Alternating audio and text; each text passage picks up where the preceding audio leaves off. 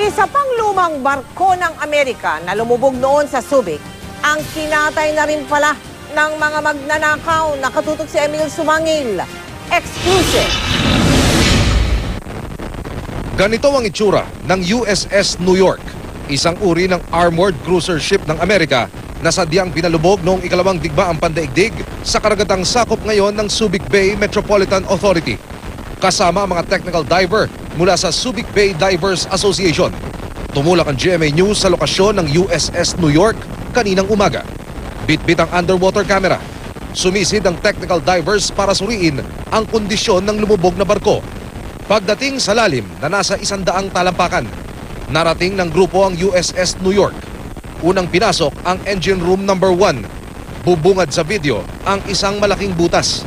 Sinadya raw itong butasin ng mga magnanakaw para magkaroon ng lagusan patungo sa kabilang direksyon ng barko. Pagpasok sa engine room number 2, tumambad sa mga diver ang anilay mga bagong putol na tubo na gawa sa tanso at mga bahagi ng makina ng barko. Gaya ng sinapit ng Spanish gunship na nadiskubre kamakailan, ang USS New York, mistulang nahubaran na rin. Kinahoy na ang mga tanso at hindi na kumpleto ang makina ng barko. Pagdating sa kabilang gilid, nakita ng grupo na nasa orihinal na lokasyon pa rin ang mga kanyon, pati ang propeller. Ito raw ang sisikapin nilang bantayan para hindi matangay ng mga nasa likod ng illegal salvaging operations. Ang USS New York, ayon sa Subic Divers Association, prime spot para sa mga divers sa buong mundo dahil makasaysayan at kayang sisirin. Si Dante Lagac, 6 na taon ng technical diver. Noong Martes niya huling sinisid ang USS New York. Kanina, nagulat siya sa kanyang nakita.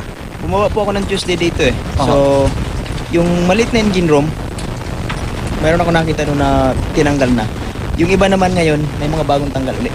Una nang sinabi ni SBMA Chairman Roberto Garcia, paiimbestigahan niya ang nakawan sa ilalim ng karagatan.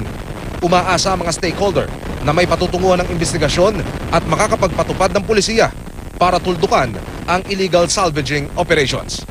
Mula dito sa SBMA compound, Emil Sumangil, nakatutok, 24 oras.